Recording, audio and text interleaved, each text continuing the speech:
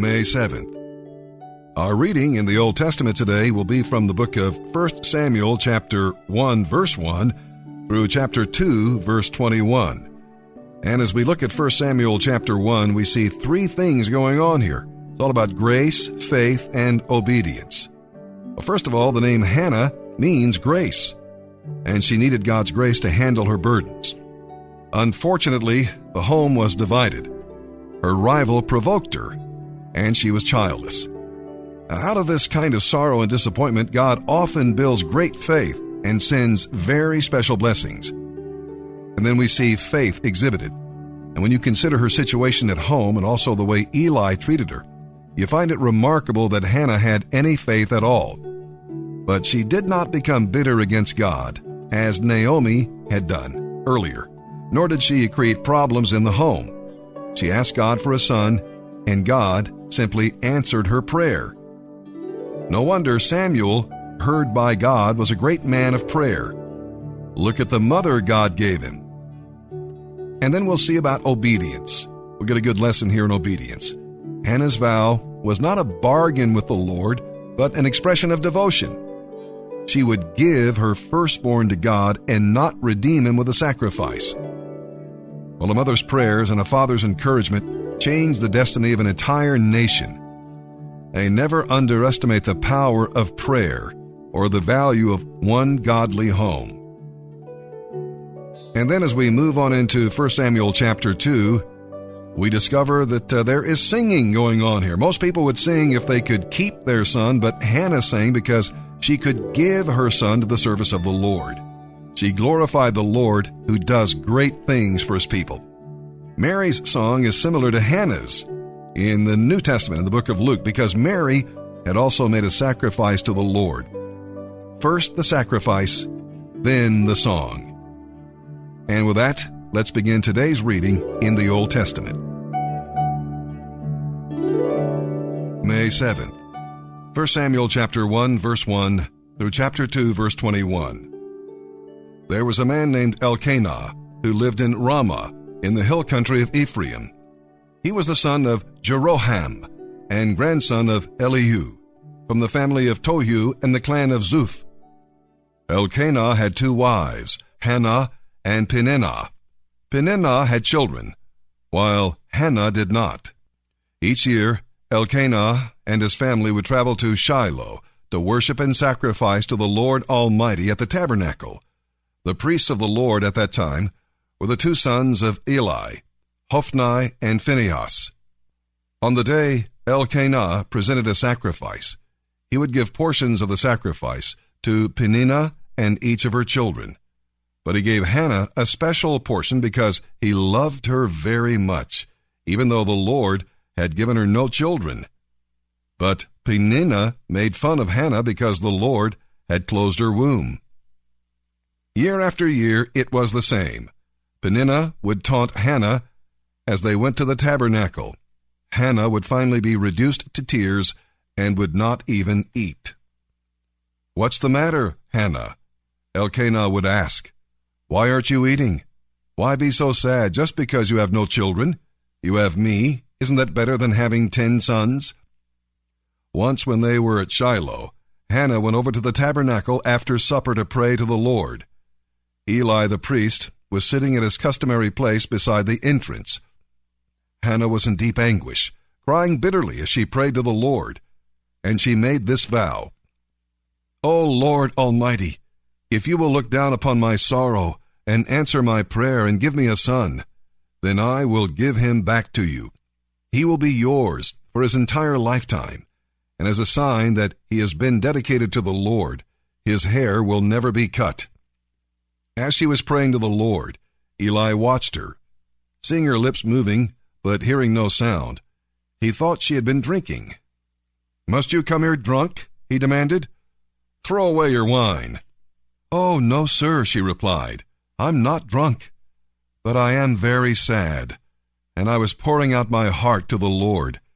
Please don't think I am a wicked woman, for I have been praying out of great anguish and sorrow." In that case, Eli said, "Cheer up. May the God of Israel grant the request you have asked of him." "Oh, thank you, sir," she exclaimed.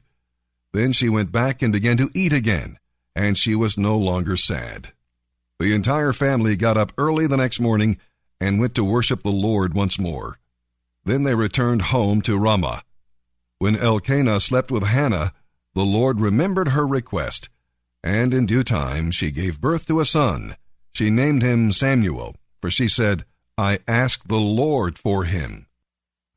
The next year, Elkanah, Peninnah, and their children went on their annual trip to offer a sacrifice to the Lord. But Hannah did not go. She told her husband, "Wait until the baby is weaned. Then I will take him to the tabernacle and leave him there with the Lord permanently." "Whatever you think is best," Elkanah agreed. "Stay here for now, and may the Lord help you keep your promise." So she stayed home and nursed the baby. When the child was weaned, Hannah took him to the tabernacle in Shiloh. They brought along a 3-year-old bull for the sacrifice, and half a bushel of flour and some wine. After sacrificing the bull, they took the child to Eli. "Sir, do you remember me?" Hannah asked.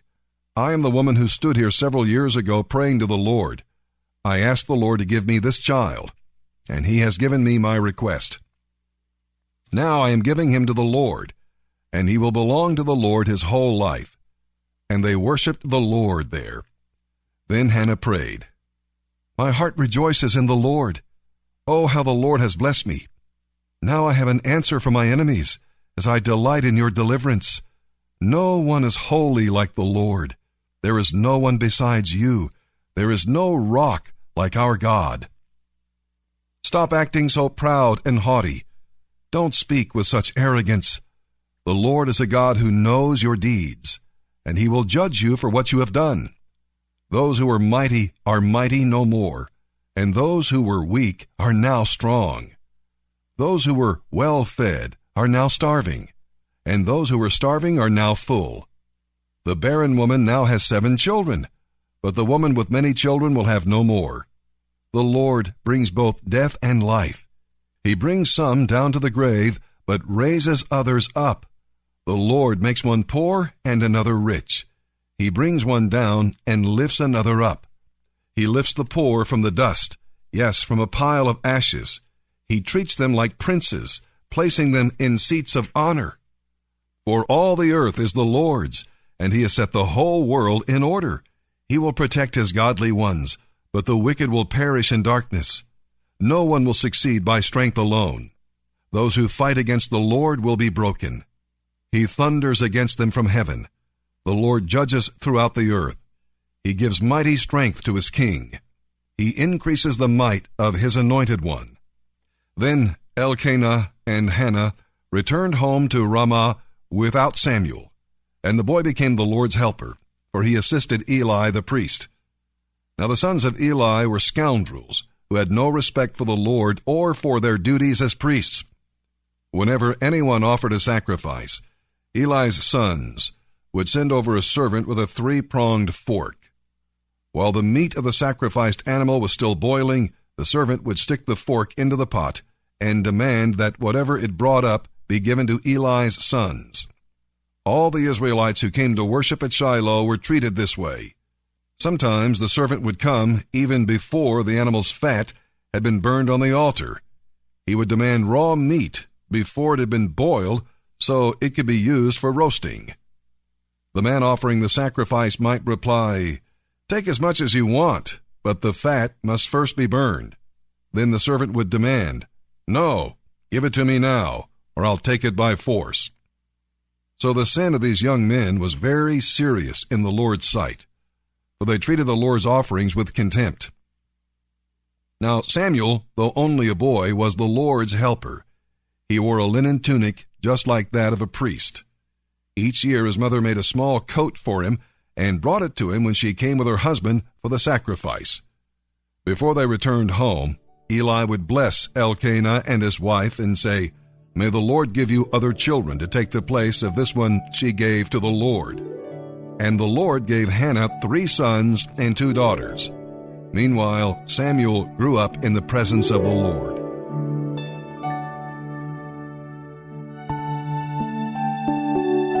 May 7th. And as we look into the New Testament for today's reading, We'll be narrating out of the book of John, chapter 5, verses 1 through 23. Now the Father broke his Sabbath rest to help two sinners, and Jesus followed his example.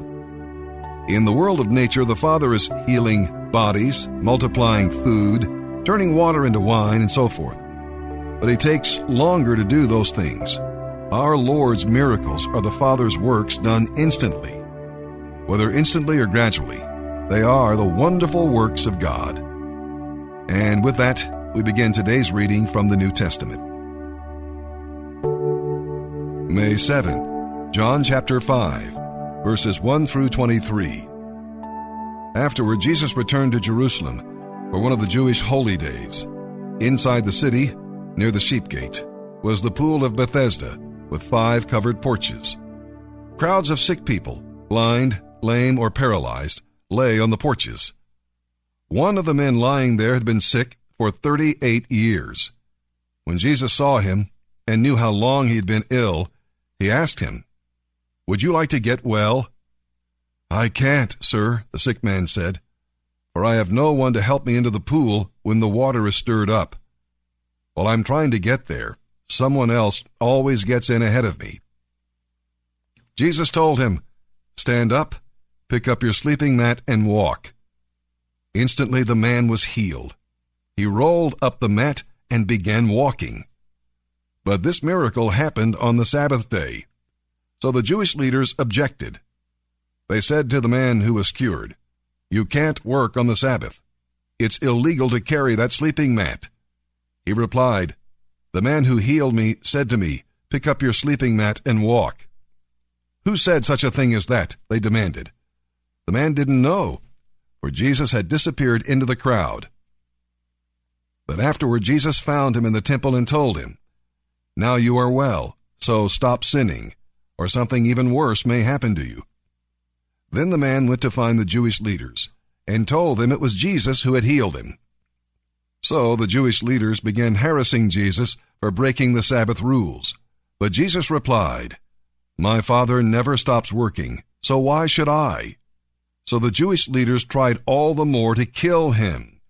In addition to disobeying the Sabbath rules, he had spoken of God as his Father, thereby making himself equal with God. Jesus replied, "I assure you, the Son can do nothing by himself. He does only what he sees the Father doing. Whatever the Father does, the Son also does. For the Father loves the Son and tells him everything he is doing, and the Son will do far greater things than healing this man. You will be astonished at what he does. He will even raise from the dead anyone he wants to, just as the Father does. And the Father leaves all judgment to his Son, so that everyone will honor the Son, just as they honor the Father. But if you refuse to honor the Son, then you are certainly not honoring the Father who sent him." We're reading Psalm 105, verses 37 through 45. God sent Joseph to Egypt to preserve Jacob's family so they could become a great nation, just as he'd promised. He sent Moses to Egypt to deliver his people. He sent Aaron to assist Moses and serve as high priest for a sinful people. You see, God always has a man or a woman ready to send when a job has to get done. And he waits for you and me to say, "Lord, here am I, send me." Psalm 105, verses 37 through 45. But he, the Lord, brought his people safely out of Egypt, loaded with silver and gold. There were no sick or feeble people among them. Egypt was glad when they were gone, for the dread of them was great. The Lord spread out a cloud above them as a covering, and gave them a great fire to light the darkness. They asked for meat, and he sent them quail. He gave them manna, bread from heaven. He opened up a rock, and water gushed out, to form a river through the dry and barren land. For he remembered his sacred promise to Abraham his servant. So he brought his people out of Egypt with joy, his chosen ones with rejoicing. He gave his people the lands of pagan nations, and they harvested crops that others had planted. All this happened so they would follow his principles and obey his laws. praise the Lord. Proverbs 14, verses 28 and 29. A growing population is a king's glory. A dwindling nation is his doom. Those who control their anger have great understanding. Those with a hasty temper will make mistakes.